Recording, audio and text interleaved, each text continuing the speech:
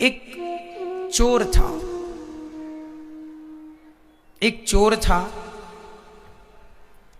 उसने अपने गुरुजी से पूछा, गुरुजी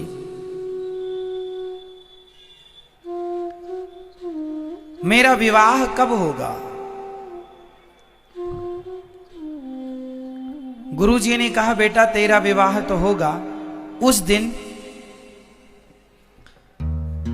जिस दिन से ठीक तेरा विवाह रात को होगा और सवेरे तुझे फांसी हो जाएगी। जिस दिन तेरी फांसी निश्चित होगी, फांसी निश्चित होने के बाद तेरा विवाह निश्चित होगा। चोर ने कहा कि जब फांसी निश्चित हो जाएगी तो फिर विवाह करेगा कौन? बोले नहीं, ऐसे ही लिखा है तेरे भाग्य में। अब वो चोर तो चोर था, चोरी करना उसने छोड़ दी। चोरी नहीं करूंगा, फांसी नहीं लगेगी। मतलब देखो, उसने जान लिया कि मेरे साथ क्या होने वाला है। अब वो सावधान हो रहा है, पर जो होनी है होके रहेगी। आप कितने भी सावधान हो जाइए, कितने भी चालाक हो जाइए, पर जो लिख चुका है, जो किस्मत में है, मिलना है तय। एक दिन वहां से राजा की सवारी गुजर रही थी। ये चोर पहले चोरी करता था पर अब नहीं करता। राजा की नजर इस पर पड़ गई। राजा ने कुछ याद किया।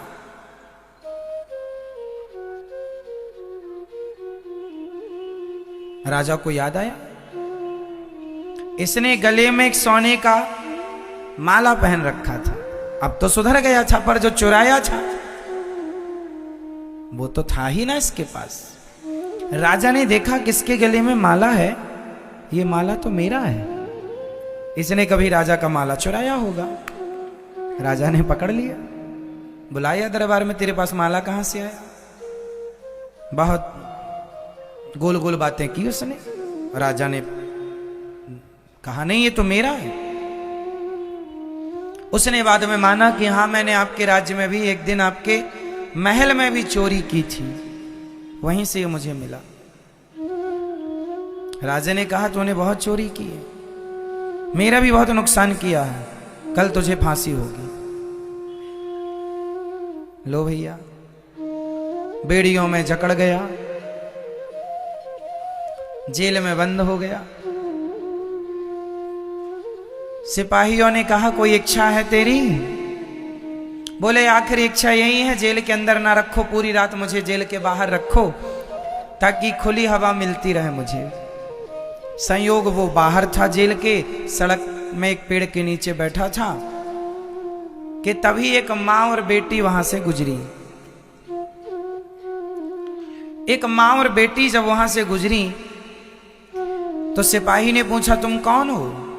उन्होंने कहा, भैया हम इस शहर में, इस नगर में नए नए आए हैं, बड़े गरीब हैं, कुछ काम मिले तो पेट भर रोटी मिल जाएगी। चोर वहीं था, सुन रहा था। बड़ी प्यास लगी है, चोर ने पानी मांगा तो उस मां ने उसे पानी पिलाया। चोर ने कहा कि ये तुम्हारी बेटी है? हाँ, मेरी बेटी है। क्या चाहती हो तुम? बोले, कोई नौकरी मिल जाए, कोई सब ठीक हो जाए, गरीब हैं बड़े, खाने को व्यवस्था नहीं है। पर तुम कौन हो?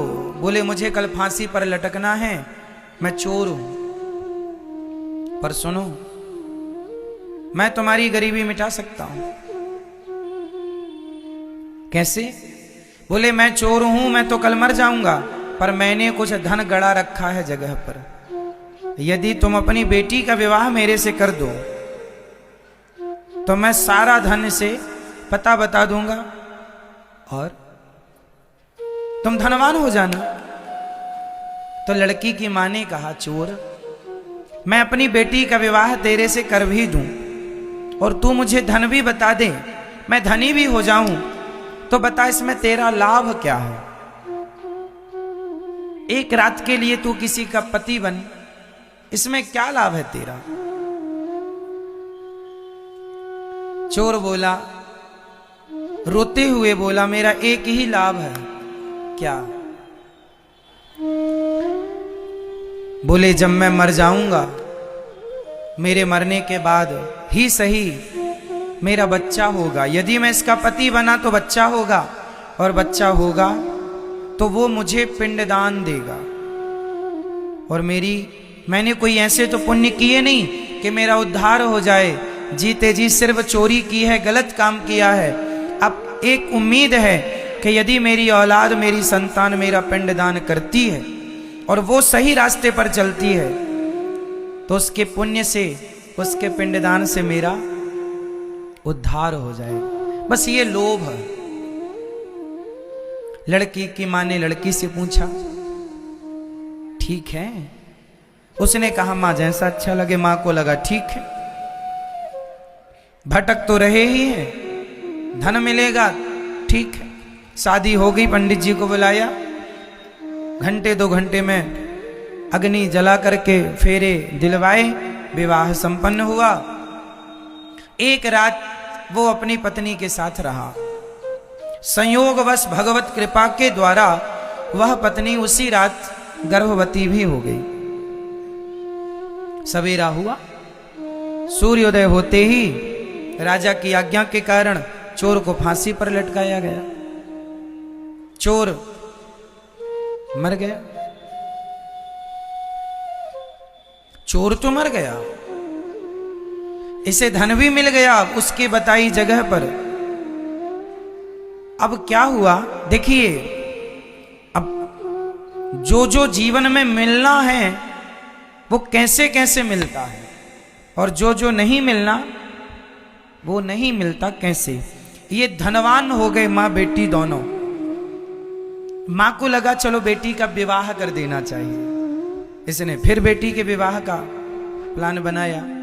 एक लड़का मिला भी, लड़के से कहा, विवाह करोगे? हाँ हाँ कर लेंगे।